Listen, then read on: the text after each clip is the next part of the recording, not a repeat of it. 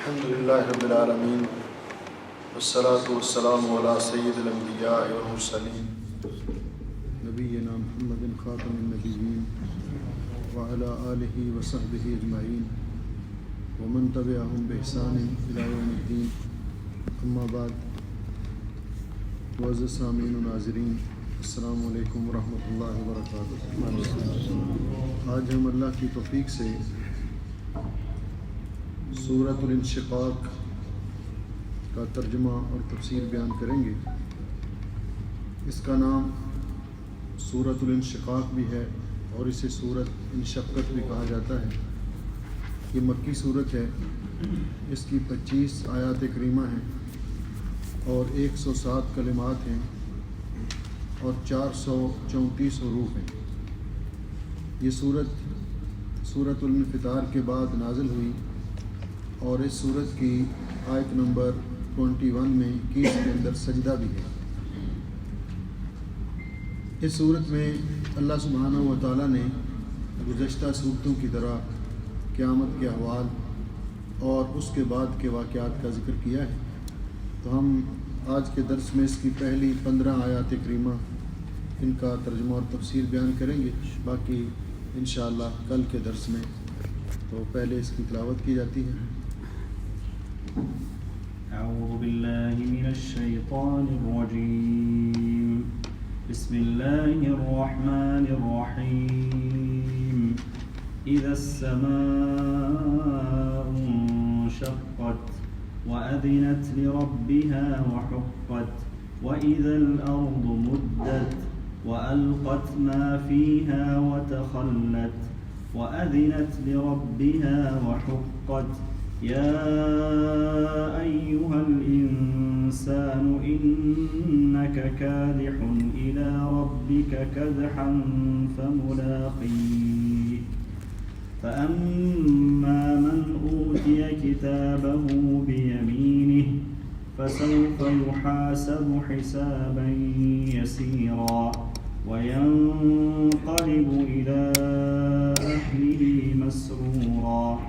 وأما من أوتي كتابه وراء ظهره فسوف يدعو ثبورا ويصلى سعيرا إنه كان في أهله مسرورا إنه ظن أن لن يحور بلى إن ربه كان به بصيرا.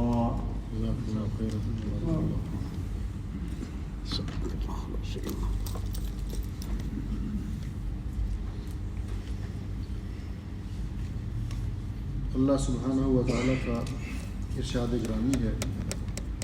اعوذ باللہ السمیع العلیم من الشیطان الرجیم. بسم اللہ الرحمن الرحیم. اذا السماء انشقت. سما کا ترجمہ تو آپ جانتے ہیں کہ جب آسمان انشقت پھٹ جائے گا. یہ قیامت کے احداث اور واقعات میں سے ایک اہم واقعہ ہے. جیسا کہ اللہ رب العزت نے دوسری جگہ پہ فرمایا یوم تشقق السماء بالغمام ونزل الملائکۃ تنزیلا، کہ قیامت کے دن آسمان بادلوں کے ساتھ پھٹ جائے گا اور فرشتے گروہ در گروہ آسمان سے اتارے جائیں گے. تو آسمان کا پھٹ جانا قیامت کے احداث میں سے واقعات میں سے ایک اہم واقعہ ہے. اور یہ آسمان کا پھٹ جانا یہ کب ہوگا اور کیوں ہوگا؟ تو اللہ رب العزت نے اگلی آیت میں اس کی وجہ بیان کر دی. وَأَذِنَتْ لِرَبِّهَا وَحُقَّتْ. وَأَذِنَتْ لِرَبِّهَا، اس کا ترجمہ علماء نے یہ کیا ہے کہ اذن کان ہوتا ہے. اذنت سے غور سے کان لگائے گی اپنے رب کے حکم کی طرف، یعنی آسمان غور سے اللہ تعالیٰ کا حکم سنے گا اور پھر اس کی اطاعت کرے گا. وحقت، اور حقت کا معنی یہ ہے ہوا حقیقم بقضاء، یعنی اس کے لائق بھی یہی ہے اس کا حق بھی یہی بنتا ہے کہ وہ اللہ کا حکم مانے، جس کا معنی یہ ہے کہ کوئی چیز بھی اس کائنات میں اللہ تعالیٰ کے حکم سے باہر نہیں ہے، وہ اللہ تعالیٰ کے حکم کی پابند ہے، خواہ وہ آسمان ہے، زمین ہے، اس کی مخلوقات ہیں، جو کچھ بھی ہے اس کائنات کے اندر اللہ تعالیٰ کی مخلوق اللہ تعالیٰ کے حکم کی پابند ہے۔ جیسے اللہ اس کو حکم دے گا وہ اس کی تعمیل کرے گی اور سر تسلیم خم کرے گی۔ وَأَذِنَتْ لِرَبِّهَا، اور وہ اپنے رب کے حکم پر کان لگائے گا، یعنی غور سے اپنے رب کا حکم سنے گا اور اس کی تعمیل کرے گا، یعنی آسمان۔ تو گویا کہ اللہ رب العزت کی طرف سے آسمان کے لیے جب یہ آرڈر ہوگا کہ وہ پھٹ جائے، کیونکہ اللہ رب العزت نے قرآن پاک میں دوسری جگہ پہ فرمایا کہ آسمان و زمین یہ اللہ تعالیٰ کے حکم پر قائم ہے، اللہ تعالیٰ کے حکم پر قائم ہے، تو قائم بھی اللہ کے حکم پر ہیں، کھڑے بھی اللہ کے حکم پر ہیں، اور جب ان کے اندر کوئی تبدیلی پیدا ہوگی تو وہ بھی اللہ تعالیٰ کے حکم کے ساتھ ہوگی۔ تو یہ آسمان پھٹ جائے گا اور اللہ تعالیٰ کے حکم کی طرف کان لگائے گا، وہ حقت، اور اس کے لیے لائق بھی یہی ہے، اس کا حق بھی یہی بنتا ہے کہ اللہ رب العزت کے حکم کی تعمیل کرے۔ وَإِذَا الْأَرْضُ مُدَّتْ، اور جب زمین پھیلا دی جائے گی، مدہ یہ مدو کا معنی ہوتا ہے پھیلا دیا جانا، تو جس کا معنی کہ زمین وسیع کر دی جائے گی۔ وسیع کس معنی میں؟ کہ یہ زمین اس کا وسعت پھیلاؤ زیادہ کر دیا جائے گا، یا کہ زمین کے اوپر جو رکاوٹیں ہیں، آثار ہیں، علامات ہیں، ان کو ختم کر دیا جائے گا۔ تو اللہ رب العزت نے قرآن کریم میں اس کی وضاحت کر دی، یوم تبدل الارض غیر الارض، کہ اس دن یہ زمین بدل دی جائے گی، اس سے یہ زمین نہیں ہوگی جو موجودہ شکل کے اندر ہے، بلکہ اللہ رب العزت فرماتے ہیں کہ یہ پہاڑ جو زمین کے اوپر ہیں، اللہ رب العزت ان کو روئی کے گال بنا کر اڑا دے گا، کوئی اونچ نیچ نظر نہیں آئے گا۔ یسألونک عن الجبال قل ینسفها ربی نسفا، یہ آپ سے پہاڑوں کے بارے میں پوچھتے ہیں کہ اتنے اتنے بلند فلک بوس پہاڑ یہ کدھر جائیں گے؟ تو آپ ان کو فرما دیجئے کہ میرا رب ان کو ریت کے ذرات بنا کر اڑا دے گا۔ زمین آپ دیکھیں گے، لا ترى فيها عوجا ولا امتا، زمین کے اندر نہ کوئی آپ اونچی جگہ دیکھیں گے، نہ کوئی آپ کو گڑھا نظر آئے گا، بالکل ہموار زمین ہوگی۔ جیسا کہ رسول اکرم صلی اللہ علیہ وسلم نے ایک حدیث پاک میں اس کی مثال دے کر فرمایا کہ کرس نقی، جس طرح آٹے کی روٹی ہوتی ہے اس کو بنایا جاتا ہے تو بالکل ہموار ہوتی ہے، زمین اس طرح کی ہوگی، اس کے اوپر کوئی پہاڑ نہیں ہوگا، کوئی اونچی جگہ نہیں ہوگی، کوئی گڑھا نہیں ہوگا، بالکل ہموار زمین ہوگی۔ تو یہ معنی اس کا کہ جب اس سے اوپر جو رکاوٹیں ہیں، درخت ہیں، پہاڑ ہیں، یہ ساری چیزیں زائل کر دی جائیں گی تو یہ زمین آٹومیٹکلی وسعت اس کی محسوس ہوگی اور یہ وسیع ہو جائے گی۔ وَأَلْقَتْ مَا فِيهَا وَتَخَلَّتْ، وَأَلْقَتْ، القا یلقی کا معنی ہوتا ہے کسی چیز کو نکال دینا، ڈال دینا، تو یہ نکال باہر کرے گی ما فیہا، جو کچھ اس کے اندر ہے۔ کیا زمین کے اندر ہے؟ زمین کے اندر معدنیات بھی ہیں، زمین کے اندر خزانے بھی ہیں، زمین کے اندر فوت شدگان بھی ہیں۔ اس دن زمین ہر چیز جو اس کے اندر ہے، جو آدم علیہ السلام سے لے کر قیامت تک اس کے اندر جو لوگ دفن ہوئے ان کو بھی باہر نکال دے گی، اس کے اندر جو معدنیات ہیں ان کو بھی باہر نکال دے گی، جو خزانے ہیں ان کو بھی باہر نکال دے گی، بلکہ زمین نے جو خبریں محفوظ کی ہیں اللہ تعالیٰ کے حکم سے وہ بھی باہر نکال دے گی زمین، جیسے کہ اللہ رب العزت نے فرمایا یومئذ تحدث اخبارها، کہ اس دن زمین اپنی خبریں بیان کر دے گی۔ صحابہ کرام نے پوچھا کہ زمین کی خبریں کیا ہیں؟ تو فرمایا زمین کے جس ان خطے پر کسی نے کوئی بھی عمل کیا ہوگا یہ زمین اس کے بارے میں گواہی دے گی، اچھا عمل کیا ہوگا تب بھی، یعنی اپنی خبریں زمین اس کے اندر جو کچھ بھی زمین نے محفوظ کیا ہے ریکارڈ انسان کا اس کو ظاہر کر دے گی۔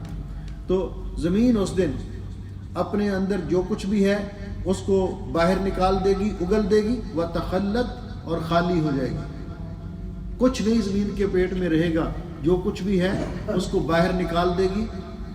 القت ما فیہا، زمین اپنے اندر جو کچھ ہے اس کو اگل دے گی، باہر نکال دے گی، وتخلت، اور خالی ہو جائے گی، وَأَذِنَتْ لِرَبِّهَا، اور اپنے رب کے حکم کی طرف کان لگائے گی، غور سے اللہ کا حکم سنے گی، وَحُقَّت، اور اس کے لیے لائق بھی یہی ہے کہ اللہ تعالیٰ کا حکم سنے اور اس کی تعمیل کرے۔ وحقت یعنی اس کا حق بھی یہی ہے، زمین کے لیے لائق بھی یہی ہے کہ اللہ رب العزت کا حکم سنے اور اس کی تعمیل کرے۔ یہ 5 قسم کے احداث اور ان 5 آیات کریمہ کے بعد اللہ رب العزت نے پھر اس شرط کا جواب ذکر کیا ہے۔ یہ احداث ذکر کرنے کے بعد کہ پھر کیا ہوگا، تو پھر اللہ رب العزت نے انسان کو مخاطب کیا ہے۔ یا ایھا الانسان، اے انسان، انسان سے مراد مومن بھی ہے، کافر بھی ہے، جتنے انسان ہیں سب کو اللہ رب العزت نے مخاطب کیا ہے کہ اے انسان، انک کادح، کدح یکدح کا معنی ہوتا ہے سخت محنت کرنا، مشقت کرنا۔ کادح اس میں فاعل کا صیغہ ہے، تو سخت محنت کرنے والا ہے، مشقت کرنے والا ہے، الی ربک، اپنے رب کی طرف۔ یعنی دنیا کی زندگی میں انسان کسی نہ کسی کام میں لگا رہتا ہے، وہ خیر کا کام ہو یا شر کا کام ہو، حتیٰ کہ اللہ تعالیٰ سے جا ملے، حتیٰ کہ اس کی موت آ جائے۔ تو انسان کی یہ فطرت میں اللہ نے بات ڈالی ہے۔ کوئی بہت ہی کاہل ہو تو جو کام کرنا ہی نہ چاہتا ہو، وگرنہ انسان فارغ اور بیکار بیٹھنا پسند نہیں کرتا، وہ کچھ نہ کچھ کرتا رہتا ہے۔ وہ محنت دنیاوی ہو، وہ محنت دینی ہو، اس میں لگا رہتا ہے۔ وہ کام اچھا ہو، جن کو اللہ اچھے کام کرنے کی توفیق دے تو وہ اچھے کاموں میں لگا رہتا ہے۔ برے کام کرنے والا وہ اپنی مصروفیات میں لگا رہتا ہے، کچھ نہ کچھ انسان کرتا رہتا ہے۔ تو اللہ تعالیٰ فرماتے ہیں اے انسان، تو محنت کرنے والا ہے، مشقت کرنے والا ہے، محنت مشقت کرتے کرتے تو اپنے رب سے ملاقات کرنے والا ہے، اپنے رب سے ملنے والا ہے۔ فَمُلَاقِيهِ، بس تو اس کی ملاقات کرنے والا ہے۔ کس کی ملاقات کرنے والا ہے؟ علماء نے کہا ہے کہ یہاں ملاقیہ کے اندر جو آخر میں ضمیر ہے ہا کی، اس کا مرجع یا تو اللہ رب العزت کی ذات پاک ہے کہ تو سخت محنت اور مشقت کرنے والا ہے، اور تو اپنے رب سے ملنے والا ہے، تو نے اپنے رب کی بارگاہ میں پیش ہونا ہے، اور اللہ رب العزت تیرے ان اعمال کا تجھے بدلہ دے گا۔ اگر اچھے ہوں گے تو اچھا بدلہ دے گا، اگر برے ہوں گے تو اس کا برا بدلہ ہوگا۔ دوسرا بعض علماء نے کہا کہ یہ ضمیر جو ہے یہ انک کادح الی ربک کدحا، اس کی طرف جاتی ہے، انسان کے اعمال کی طرف کہ انسان تو مرتے دم تک محنت اور کوشش کرنے والا ہے۔ فملاقیہ، پھر جو تو عمل کرے گا اس کا بدلہ پانے والا ہے، پھر تو جو عمل کرے گا اس کا بدلہ پانے والا ہے، اپنے اس عمل کو ملنے والا ہے۔ اس دن تو اپنے عمل کو اپنے سامنے پائے گا، جو کچھ بھی کرے گا۔ من یعمل مثقال ذرۃ خیرا یرا، جو رائی کے دانے کے برابر خیر اور بھلائی کرے گا وہ بھی اس کو دیکھ لے گا۔ ومن یعمل مثقال ذرۃ شرا یرا، اور جو ذرہ برابر بھی برائی کرے گا، برا کام کرے گا، وہ اس کو بھی اپنے سامنے دیکھ لے گا۔ اللہ رب العزت نے قرآن پاک میں بہت ساری آیات میں اس کی وضاحت کی۔ تو اللہ رب العزت فرماتے ہیں جب انسان دنیا کے اندر محنت کرنے والا ہے، اور یہ محنت 2 قسم کی ہے، خیر کے بارے میں محنت کرنے والا یا شر کے بارے میں محنت کرنے والا، نیکی کرنے والا یا برائی کرنے والا، تو یہ انسان کی جو محنت ہے، اسی کی بنیاد پر قیامت کے دن نتائج سامنے آئیں گے، اسی کی بنیاد پر قیامت کے دن نتائج سامنے آئیں گے۔ تو اللہ رب العزت فرماتے ہیں جب وہ نتائج اناؤنس کیے جائیں گے، اعمال نامے تقسیم کیے جائیں گے، وہ رزلٹ کارڈ تقسیم کیے جائیں گے، تو وہاں لوگوں کی 2 قسمیں ہوں گی۔ جس طرح کے اعمال کرنے والوں کی 2 قسمیں ہیں، اچھے اور برے، اسی حساب سے قیامت کے دن نتائج بھی 2 قسم کے ہوں گے۔ فَأَمَّا مَنْ أُوتِيَ كِتَابَهُ بِيَمِينِهِ، پس وہ شخص جس کو دیا گیا کتابہ، اس کی کتاب، اس کا نامہ اعمال، بیمینہ ہی، اس کے دائیں ہاتھ میں۔ وہ لوگ کامیاب لوگ، ان کی عزت افزائی کے لیے، ان کی تکریم کے لیے اور ان کی کامیابی کا اعلان کرتے ہوئے اللہ رب العزت حکم دیں گے اور ان کا نامہ اعمال ان کے دائیں ہاتھ میں ملے گا. جس کو اس کا نامہ اعمال دائیں ہاتھ میں ملے گا، یہ شخص جو ہوگا اس آگے اس کی حیثیت کیا ہوگی؟ فَسَوْفَ يُحَاسَبُ حِسَابًا يَسِيرًا، پس ان قریب اس کا حساب لیا جائے گا آسان حساب. فَسَوْفَ يُحَاسَبُ، پس ان قریب اس کا حساب لیا جائے گا حسابًا یسیرا، آسان حساب. یہ آسان حساب کیا ہے؟ جب یہ آیت کریمہ نازل ہوئی تو ام المومنین سیدہ عائشہ صدیقہ رضی اللہ تعالیٰ عنہ نے نبی پاک صلی اللہ علیہ وسلم سے پوچھا کہ اللہ رب العزت نے فرمایا ہے، جب آپ نے ایک دن یہ ارشاد فرمایا کہ لیس احد یحاسب الا ہلک، لیس احد یحاسب الا ہلک، کہ قیامت کے دن جس کا بھی حساب لیا گیا وہ ہلاک ہو گیا، برباد ہو گیا، تباہ و برباد ہو جائے گا، وہ بچ نہیں سکے گا. تو اماں جان نے نبی پاک صلی اللہ علیہ وسلم کی خدمت اقدس میں یہی آیت کریمہ پڑھی کہ اللہ رب العزت تو فرماتے ہیں فَسَوْفَ يُحَاسَبُ حِسَابًا يَسِيرًا، کہ ان قریب اس کا آسان حساب لیا جائے گا. اور آپ فرما رہے ہیں کہ جس کا بھی اللہ نے حساب لیا وہ بچ نہیں سکے گا. تو رسول اکرم صلی اللہ علیہ وسلم نے فرمایا یہاں جس حساب کا ذکر ہے یہ حساب ہے قال ذلك العرض، یہ عرض ہے، یعنی اللہ رب العزت بندے کے اعمال اس پر پیش کریں گے. تو نے یہ کیا، تو نے یہ کیا، تو نے یہ کیا. جس طرح کی دوسری حدیث میں آتا ہے کہ اللہ رب العزت اب بندے کو اپنے قریب کریں گے اور اس پر اپنا پردہ ڈال دیں گے اور اللہ رب العزت اس سے پوچھیں گے کہ تو نے یہ کام کیا، تو نے یہ عمل کیا. وہ بندہ سب کاموں کا اقرار کرتا جائے گا. حضرت عبداللہ ابن عمر رضی اللہ تعالیٰ عنہ کی روایت کے مطابق رسول اکرم صلی اللہ علیہ وسلم نے فرمایا جب وہ اقرار کرے گا، کسی چیز کا انکار نہیں کر سکے گا، تو اللہ تعالیٰ کا خصوصی فضل و کرم ہوگا اس مومن پر. تو اللہ رب العزت فرمائیں گے ہاں ٹھیک ہے، تو آج ہر چیز کا اقرار کر رہا ہے. انی سترت علیک فی الدنیا، میں نے دنیا میں، مجھے پتا تھا تو نے یہ کام کیے، میں نے دنیا میں بھی تیرے عیبوں پر پردہ ڈال دیا، کسی پر تیرے عیب ظاہر نہیں ہونے دیے. فَأَنَا أَغْفِرُهَا لَكَ الْيَوْمِ، آج میں ان کو ویسے بھی معاف کر دیتا ہوں، بخش دیتا ہوں. تو یہ ہے آسان حساب کہ اللہ رب العزت بندے کو کہے کہ تو نے یہ اعمال کیے، تو نے یہ اعمال کیے، اور اس کے بعد اللہ تعالیٰ فرمائے جا میں نے تجھے معاف کیا. یہ اللہ رب العزت کا خصوصی فضل و کرم ہے، یہ ہے آسان حساب. اس کے بعد آپ نے فرمایا وَمَن نُوكِشَ الْحِسَابَ هَلَكَ، جس سے اللہ نے مناقشہ شروع کر دیا وہ ہلاک ہو جائے گا. یہ ہے کہ تو نے یہ کیا، تو نے یہ کیا، وہ مانتا گیا، لیکن جس سے اللہ نے یہ پوچھنا شروع کر دیا کہ تو نے یہ کیوں کیا، تو نے یہ کیوں کیا، وہ نہیں بچ سکے. اس لیے رسول اکرم صلی اللہ علیہ وسلم اماں عائشہ رضی اللہ تعالیٰ عنہ فرماتی ہیں کہ سجدے میں، تہجد کی نماز میں یہ دعا کیا کرتے تھے اللہم حاسبنی حسابا یسیرا، اللہم حاسبنی حسابا یسیرا، اے اللہ میرا آسان حساب کرنا، میرا آسان حساب کرنا. اور یہ ہر مسلمان کو دعا کرنی چاہیے. تو اللہ رب العزت فرماتے ہیں کہ جس کو قیامت کے دن نامہ اعمال اس کے دائیں ہاتھ میں ملے گا، اللہ رب العزت دوسری جگہ پہ آگے مزید ان کے انعامات کا تذکرہ کرتے ہیں. وَأَمَّا مَنْ أُوتِيَ كِتَابَهُ بِيَمِينِهِ، قیامت کے دن جس کو نامہ اعمال اس کے دائیں ہاتھ میں ملے گا وہ اتنا خوش ہوگا يَقُولُ هَاؤُمُ اقْرَءُوا كِتَابِيَهْ، لوگوں کو، اپنے دوستوں کو، اپنے رشتہ داروں کو بلا بلا کے کہے گا آؤ دیکھو میرا نامہ اعمال، میرا رزلٹ کارڈ دیکھو. هَاؤُمُ اقْرَءُوا كِتَابِيَهْ، آؤ میری کتاب کو، میرے نامہ اعمال کو پڑھ کے دیکھو کتنا اچھا رزلٹ مجھے ملا. انی ظننت انی ملاق حسابیہ، مجھے اور یہ اتنا اچھا رزلٹ اور اچھا میرا نتیجہ اس لیے آیا انی ظننت، مجھے یقین تھا انی ملاق حسابیہ کہ میرا حساب ہونے والا ہے، اس لیے میں نے تیاری کی تھی. اور آپ دنیا میں بھی دیکھتے ہیں اس کی مثالیں.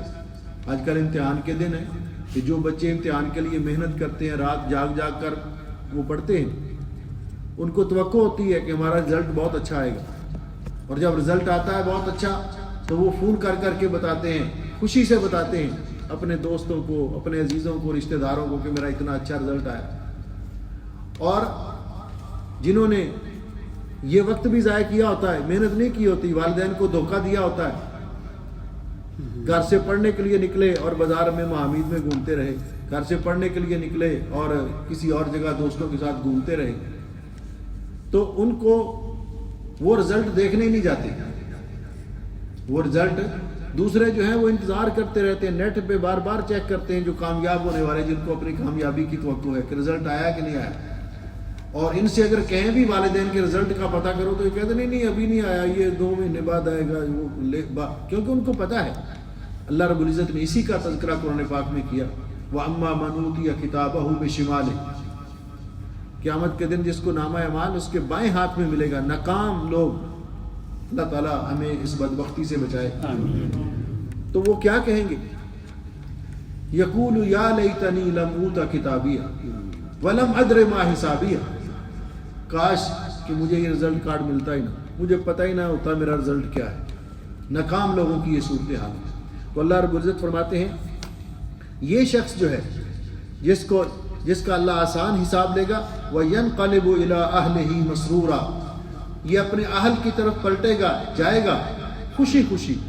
اہل سے مراد اس کے دوست احباب بھی ہیں اور وہ لوگ بھی ہیں جن کو نامہ اعمال دائیں ہاتھ میں ملا، وہ اس کے رشتہ دار بھی ہیں، وہ ان کی طرف خوشی خوشی جائے گا. کیوں کہ دنیا کے اندر اس نے جس طرح زندگی بسر کی، دنیا کے اندر یہ ڈرتے رہے اللہ تعالیٰ سے. دنیا کے اندر ان کی کیفیت یہ تھی کہ اللہ رب العزت فرماتے ہیں کہ قیامت کے دن یہ کہیں گے انا کنا قبل فی اہلنا مشفقین، ہم اس سے پہلے دنیا کے اندر اپنے اہل و عیال کے اندر رہتے ہوئے بھی اللہ سے ڈرتے رہتے تھے. کبھی غافل نہیں ہوئے تھے کہ ہمارا حساب نہیں ہوگا. اپنے گھروں میں بیٹھے ہوئے بھی اللہ کی یاد سے غافل نہیں ہوتے تھے، اللہ کے احکام کی خلاف ورزی نہیں کرتے تھے، بلکہ ہم اپنے گھروں میں بھی، اپنے اہل کے اندر بھی انا کنا قبل فی اہلنا مشفقین، سورہ طور کے اندر، کہ ہم اس سے پہلے اپنے گھروں میں بھی ڈرنے والے تھے، اللہ تعالیٰ سے ڈرنے والے تھے. اس ڈر کے بدلے میں آج ان کو اللہ نے خوشی عطا کی، آج ان کو اللہ تعالیٰ نے خوشی عطا کی ہے. اس کے مقابلے میں دوسرا شخص وَأَمَّا مَنْ أُوتِيَ كِتَابَهُ وَرَاءَ ظَهْرِهِ، اور وہ شخص جس کو اس کا نامہ اعمال رزلٹ کارڈ دیا جائے گا وَرَاءَ ظَهْرِهِ، اس کی پیٹھ کے پیچھے سے بائیں ہاتھ میں تھمایا جائے گا، تو یہ شخص پریشان ہوگا. فَسَوْفَ يَدْعُو ثُبُورًا، یہ عنقریب موت کو، ثبورا کا معنی ہلاکت کو، یہ ہلاکت کو بلائے گا، موت کو پکارے گا. کاش مجھے یہ دن دیکھنے نہ ملتے، مجھے یہ رزلٹ کارڈ ملتا ہی نہ، مجھے موت آ جاتی. موت کو پکارے گا. وَيَصْلَىٰ سَعِيرًا، اور دہکتی ہوئی بڑکتی ہوئی آگ اور جہنم میں داخل ہوگا. اللہ ہم سب کو محفوظ فرمائے. اللہ تعالیٰ فرماتے ہیں کیوں، یہ کس چیز کا نتیجہ ہے کہ اس نے دنیا کے اندر جو غفلت کی تھی، دنیا کے اندر بے خوف ہو گیا تھا حساب و کتاب سے اور اللہ تعالیٰ کی باز پرس سے بے خوف ہو گیا تھا. آج اس کا نتیجہ ہے یہ دنیا میں اس کی کیفیت یہ تھی اِنَّهُ كَانَ فِي أَهْلِهِ مَسْرُورًا، یہ اپنے اہل کے اندر یعنی دوست احباب کے اندر، رشتہ داروں کے اندر، بیوی بچوں کے ساتھ رہتے ہوئے اتنا دنیا کی عیش پرستی میں مگن ہو گیا تھا کہ اس کو کوئی پرواہ نہیں تھی حلال حرام کی، جائز ناجائز کی. اس قدر کہ بے خوف ہو گیا تھا کہ مجھ سے کوئی پوچھنے والا ہی نہیں. جو جی میں آیا کرتا تھا کہ دنیا کے اندر جس طرح یہ خوشیاں مناتا تھا اللہ تعالیٰ کے احکام سے بے پرواہ ہو کر، اور اس کے دل سے اللہ کا خوف اور ڈر ہی نکل گیا تھا، آج اس کا نتیجہ یہ ہے کہ آج یہ پریشان ہے اور آج یہ موت کو پکار رہا ہے. اس کی ساریاں خوشیاں جو کافور ہو گئی ہیں اور غارت ہو گئی ہیں. کیوں اس کے ساتھ ایسے ہوا؟ جس کو نامہ اعمال دائیں ہاتھ میں ملا اس نے کہا انی ظننت انی ملاق حسابیہ، مجھے یقین تھا کہ میرا حساب ہونے والا ہے، میرے اعمال کا بدلہ مجھے ملنے والا ہے. لیکن یہ کیا کہتا تھا؟ انہ ظن، بے شک یہ سمجھتا تھا، یہ گمان کرتا تھا اللہ یہور. ہارا یہور کا معنی ہوتا ہے پلٹ کر جانا، واپس جانا، لوٹنا. یہ سمجھ بیٹھا تھا، اس نے گمان کیا تھا کہ یہ ہرگز کبھی واپس نہیں پلٹے گا اللہ تعالیٰ کے ہاں کے سامنے، جواب دہی نہیں ہوگی اس کی، یہ کبھی بھی اللہ تعالیٰ کے سامنے پیش نہیں ہوگا۔ اس قدر یہ یقین اپنے ذہن میں اس نے ذہن بنا رکھا تھا اللہ یہور، کہ ہرگز کبھی بھی یہ اللہ تعالیٰ کی طرف پلٹ کر نہیں جائے گا، اس قدر یہ بے خوف ہو گیا تھا۔ لیکن حقیقت یہ ہے بلا، ہاں کیوں نہیں، ان ربہ کان بہ بصیرا، کہ اللہ تعالیٰ اس کے اعمال کو، اس کے کردار کو خوب جاننے والا تھا، اللہ تعالیٰ اس کی حرکات و سکنات کو خوب دیکھنے والا تھا، بخوبی دیکھ رہا تھا۔ تو آج اللہ رب العزت نے اس کو اپنے سامنے حاضر کر لیا، تو نتیجہ یہ نکلا کہ جس کو یہ یقین تھا کہ میں نے اپنے رب کے سامنے پیش ہونا ہے، وہ اپنے آخرت کی کامیابی کے لیے محنت اور کوشش کرتا رہا، تیاری کرتا رہا، آج کامیاب ہو گیا۔ اور جس نے یہ ذہن بنایا کہ یہ جگ مٹھا اگلا کہیں ڈٹھا، جو ہماری زبان میں جیسے کہتے ہیں کہ یہ دنیا ہے، کب قیامت آئے گی، پتہ نہیں آئے گی کہ نہیں آئے گی، یہ ہمیں ڈرانے کے لیے کہتے ہیں، یہ ہمیں اس طرح کرنے کے لیے، یہ مولوی لوگوں نے باتیں بنا رکھی ہیں، یہ قرآن پاک کے اندر جو باتیں اس طرح بیان کی جاتی ہیں یہ صرف ایک ڈراوا ہے۔ یعنی جن کا یہ ذہن تھا، جو مشرکین مکہ کا ذہن تھا اور الباس بعد الموت کے منکرین کا ذہن تھا، جس نے ویسا ذہن بنایا تو قیامت کے دن اللہ کے سامنے پیش ہوگا اور نامہ اعمال بائیں ہاتھ میں ملے گا اور ناکام ہوگا، اس دن افسوس کرے گا، لیکن وہ افسوس کسی کام نہیں آئے گا۔